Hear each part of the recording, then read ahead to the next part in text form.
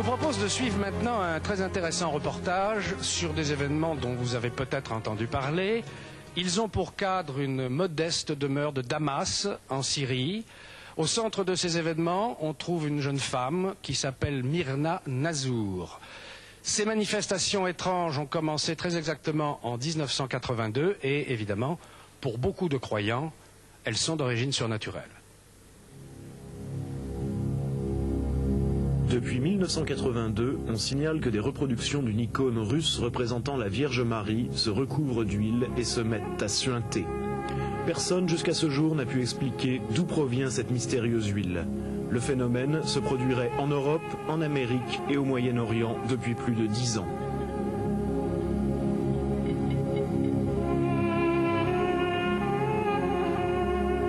C'est à Damas, en Syrie, que pour la première fois, une de ces images pieuses s'est mise à suinter.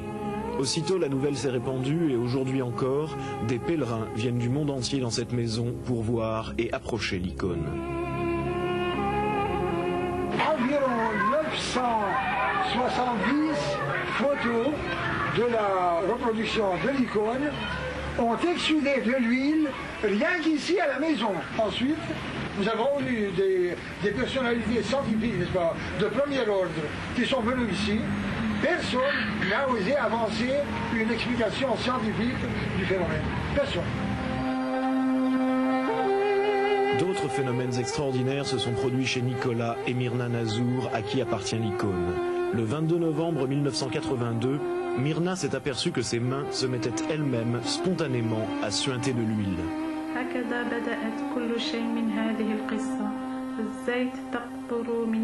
C'est comme ça que tout a commencé. De l'huile qui coulait dans mes mains.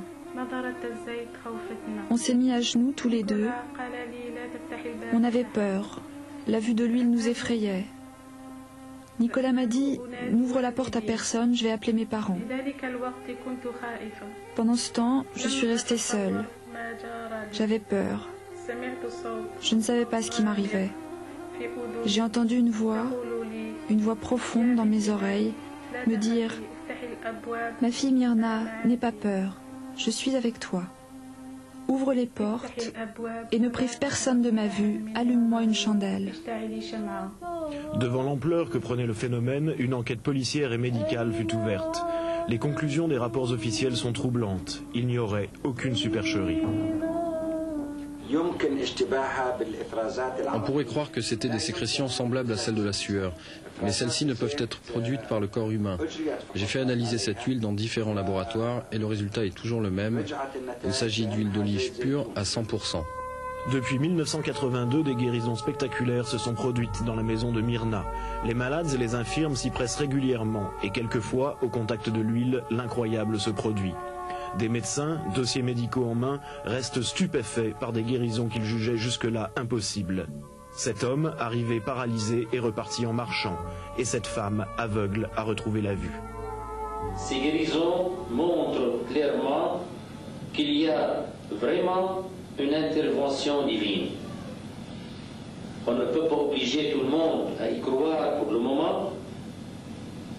L'Église, d'une façon officielle, ne s'est pas encore prononcée, mais chacun peut dire librement son opinion.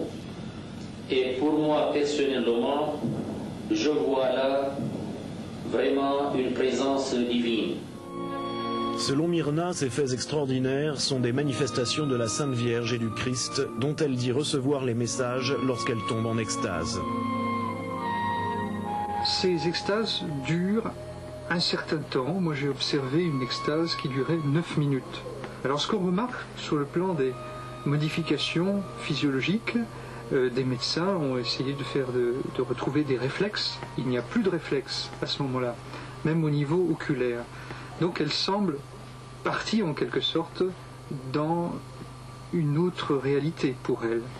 Dans ce qu'elle raconte, son vécu, outre le message qu'elle reçoit, elle est comme baignée d'une très grande lumière.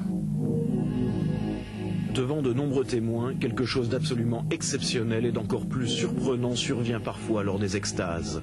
Les blessures du Christ apparaissent sur le corps de Myrna et se mettent à saigner. j'ai observé l'ouverture des stigmates chez Myrna. C'était tout à fait remarquable et étonnant. Quelques instants auparavant, j'ai pu constater, je n'étais pas le seul à constater aussi, une petite excroissance rosée sur le dos des pieds. Eh bien, voyez-vous, à cet endroit, quelques instants après, quelques minutes après, allait surgir le sang à travers des plaies, d'authentiques plaies, et finement ciselées. Et bon, le sang est sorti, j'ai pu constater que c'était du sang frais qui après s'est mis à coaguler, devenir plus sec. Donc tout ça se paraît authentique et dénué de supercherie. Lors de ces transes, Myrna serait-elle en état d'hypnose et s'infligerait-elle elle-même ses blessures? Par l'hypnose, il y a moyen de faire en sorte que des parties du corps soient anesthésiées ou que la circulation sanguine soit profondément modifiée. Mais dire que cette modification peut entraîner de réelles blessures, ça c'est autre chose, parce qu'une blessure implique tout de même une ouverture spontanée de la peau et une cicatrisation rapide. Alors là, je mets un point d'interrogation, je ne sais pas, je n'ai pas d'explication possible. Je crois qu'il faut faire intervenir autre chose, corps subtil, énergie subtile, aspect sacré, je n'en sais rien, mais faire autre chose. Aujourd'hui, Myrna fait connaître dans le monde entier les messages qu'elle reçoit de la Vierge et demande à tous les chrétiens de s'unir et de prier pour la paix. S'agit-il d'une très habile supercherie ou, comme certains le pensent, de phénomènes qui ne sont pas paranormaux et que la science pourra expliquer un jour? En tout cas, pour beaucoup d'autres, la Vierge et le Christ se sont vraiment manifestés à travers Myrna. Et pour eux, c'est là le seul, le vrai et le plus beau de tous les miracles.